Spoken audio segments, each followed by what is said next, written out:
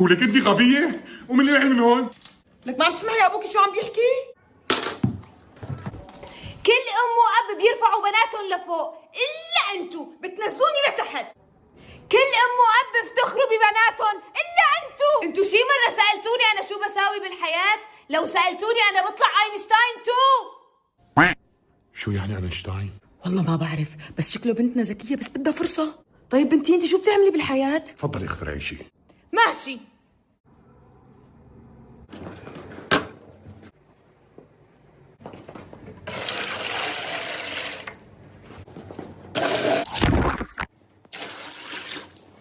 بابا اعطيني الكولا اللي قدامك.